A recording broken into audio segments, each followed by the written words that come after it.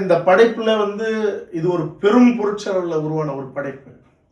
என்னுடைய நண்பன் சமுத்திரக்கனி, சரண்யா பொன்வண்ணன் அவர்கள், ஆடுகளம் நரேன் அவர்கள், மன்சூர் அலிகான், ரெடின் கிங்ஸ்லி,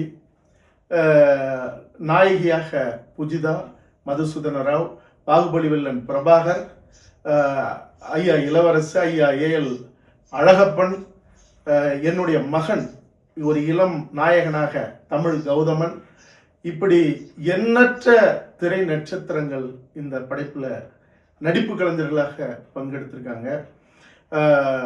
பேரன்பிற்குரிய சகோதரர் 2 முறை தேசிய விருது பெற்ற ஜிவி பிரகாஷ் அவர்களுடைய இசை, புஷ்பா 2க்கு பின்னணி இசை அமைச்ச சாம் சிஎஸ் உடைய பின்னணி, 6-7 முறை தேசிய விருது வாங்கின ஐயா கவி பேரரசு வைரமுத்து அவர்களுடைய அந்த நெருப்பான தகிப்பான வரிகள், இப்படி எண்ணற்ற கலைஞர்கள், தம்பி பாலமுரளி அவர்களுடைய வசனம், இப்படி பெரும் பெரும் கலைஞர்கள்லாம் ஒன்றிணைஞ்சு இந்த படையாண்ட மாவீராவை ஒரு பெரிய ஒரு நெருப்பு சிற்பத்தை செதுக்கி உருவாக்கின படைப்பு இந்த படைப்பு. இந்த படைப்பை நான் சந்தனக்காடு எடுத்தேன், முந்திரிக்காட்டு வரலாறு, இது திரைப்படங்கள் எடுத்தேன், தொடர்கள் எடுத்தேன்.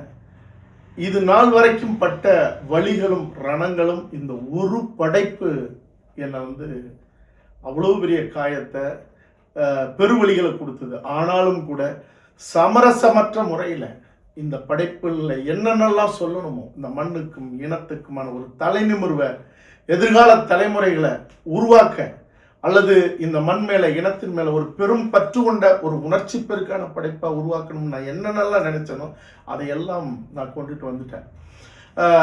அதாவது படம் தொடங்கி வெளியீடு வரைக்கும் நடந்த தடைகளும் சிக்கல்களும் துரோகங்களும் சூழ்ச்சிகளும் எண்ணில் நடக்காது. அதுக்கப்புறம் அது திரையில கொண்டுட்டு வரும்போது நடந்ததெல்லாம் படுபயங்கரமானது. திரைக்கு அப்புறம் இப்ப ஓடிடி தளத்துக்கு கொண்டு வரதும் இந்த நிலைங்கிறதும் சாதாரணமானது இல்லை. ஆனால் இது எல்லாம் தாண்டி ஒரு வீரியமான விதை பாறையிலையும் முளைக்கும் அப்படிங்கிறது போல இன்னைக்கு இந்த படைப்பு உங்க பார்வைக்கு வந்திருக்கு.